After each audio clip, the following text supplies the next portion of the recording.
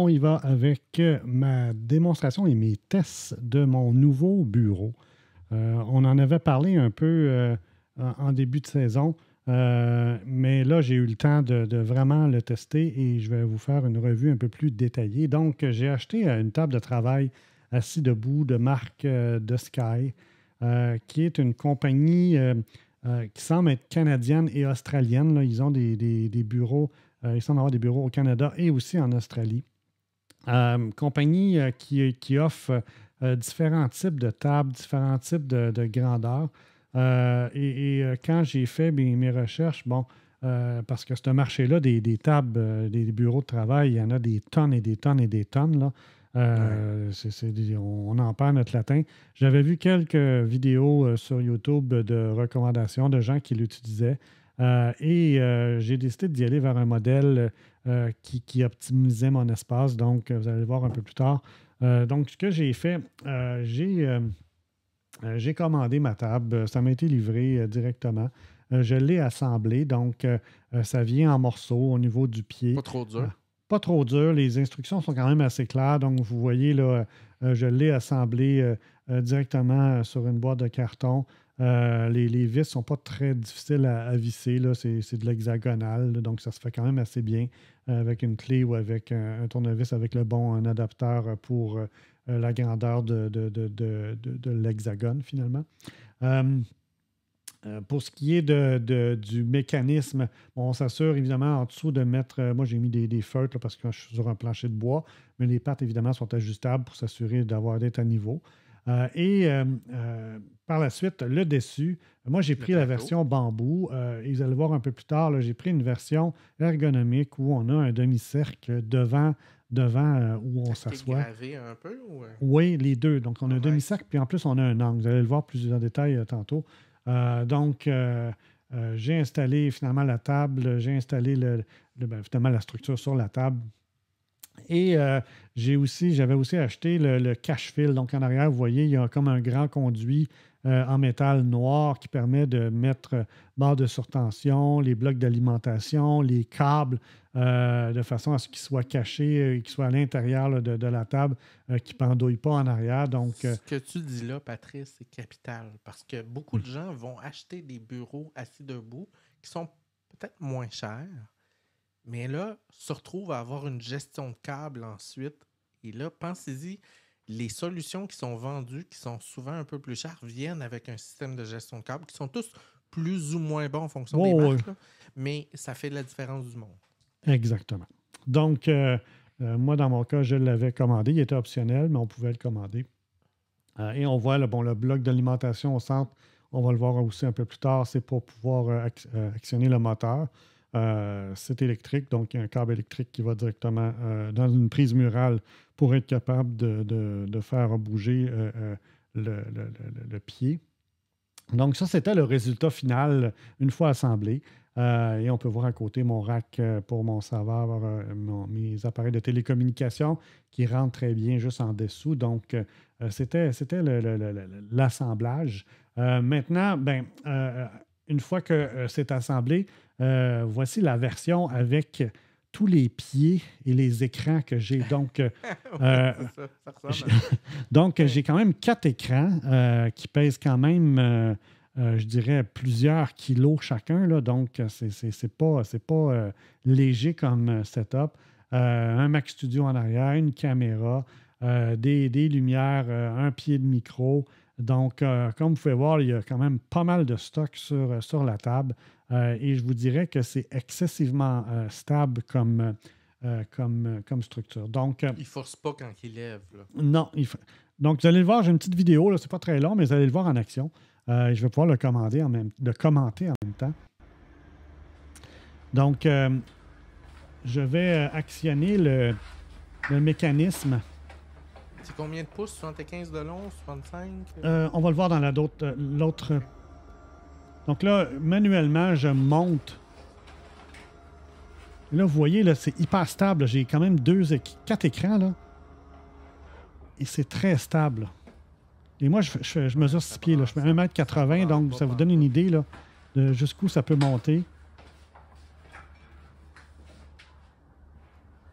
par la suite, bon, vous allez voir, le contrôle à gauche permet d'avoir 6 mémorisations de hauteur. Ouais, donc là, j'ai pesé sur le 1 qui est la hauteur que j'aime avoir quand je suis assis.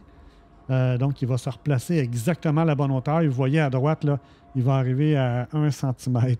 C'est quelque chose que tu règles toi? Ou oui, qui que tu configures toi-même. Les 6, ce sont des hauteurs que l'on configure nous-mêmes.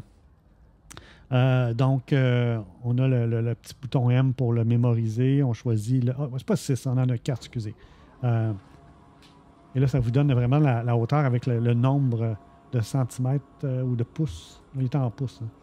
Donc, il va s'arrêter exactement à la hauteur que j'aime en fonction de la hauteur de ma chaise. En dessous, bien, vous voyez le rail avec l'ensemble des fils.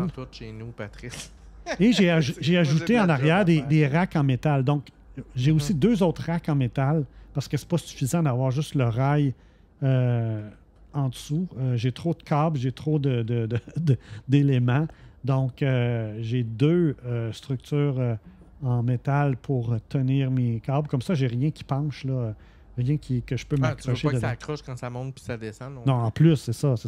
Donc, on veut que ce soit quand même assez simple. Donc, c'est le setup en dessous. Donc, vous voyez, c'est pas mal. J'ai aussi une très longue barre de surtension là, qui fait quasiment 50 cm de long. Là.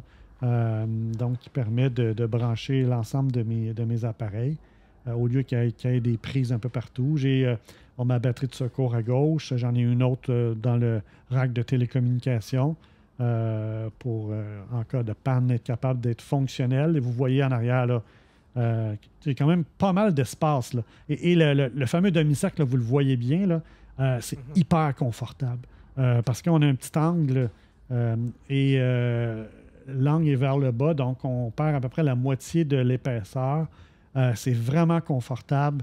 La qualité du bois et aussi du vernis, là, c'est un vernis mat qui est vraiment agréable au toucher. Donc, j'adore le bureau. Là, il est vraiment de haute qualité. Moi, j'ai pris la version bambou, la version bambou couleur bois clair.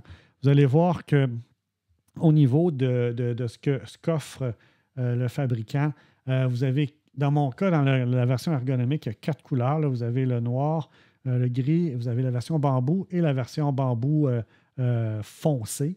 Pour ce qui est des dimensions, là, vous avez c'est 47 pouces, 0.2 jusqu'à 79,9. Donc, moi, j'ai la version 79,9 et c'est vraiment grand. Ouais, c'est vraiment grand. Puis c'était là mon... 75, puis c'est serré. Là. C'est ça.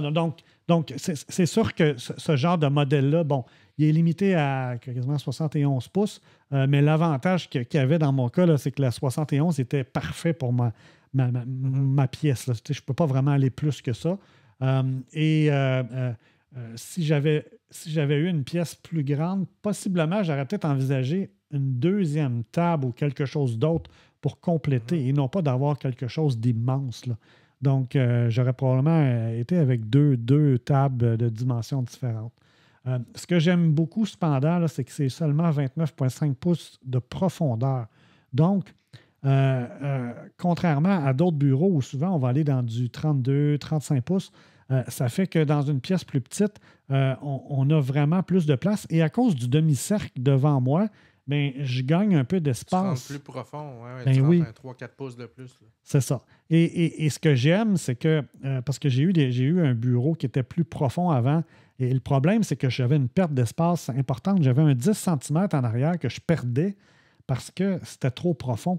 Donc, tandis qu'ici, là, je n'ai pas vraiment de perte d'espace. Là. C'est vraiment plus optimisé comme profondeur. Donc, c'est bien cher, ça se détaille à combien, là, un bureau comme le tien, mettons? De mémoire, là, voyez-vous, là, sur le site web, là, il est 809 pour la version de base. Oh, je pense que c'est pas si cher que ça. Là. Je pense qu'il est aux alentours de peut-être 1000, 1100, 1200 avec le rail en dessous. Là. C'est pas très cher parce que moi, la table que j'ai, là, c'est une version cheap Ikea, là, puis je l'ai payé 500. Là. Ben, c'est ça. Moi, je regardais pour un bureau Ikea de gamer qui avait à peu près les mêmes caractéristiques. Puis c'était environ 900 ou 1000 dollars. Fait que pour à peu près un 200 de plus, je me suis retrouvé avec quelque chose en bambou, hyper stable. On le voit, il n'y a rien qui bouge quand ça lève puis quand ça descend. Là. Donc, j'étais pas mal impressionné. Donc, je le recommande fortement. Là. Je n'ai aucun lien avec The Sky en passant. Là. J'ai vraiment acheté. On est encore trop petit pour être commandé. C'est ça, c'est ça. Donc, pour ceux qui se poseraient la question, je le recommande fortement. Disponible au Canada, disponible en Australie, aux États-Unis aussi, je crois. J'ai eu une livraison hyper rapide. Là. C'était comme très, très rapide. Je pense qu'ils ont des points d'entrepôt un peu partout au Canada. Donc, c'est quand même assez rapide au niveau de l'expédition. Donc, allez faire un tour sur le site web, allez voir ce qu'ils ont. Ils ont différents modèles. Ils ont des modèles qui ne sont pas ergonomiques, qui sont plus rectangulaires, si vous voulez plus quelque chose de rectangulaire. Donc, oui, salut bien, VA2XGM. Bye, VA2. Merci pour ta présence. Donc, je recommande fortement les produits de Sky pour vos bureaux et vos tables assis debout.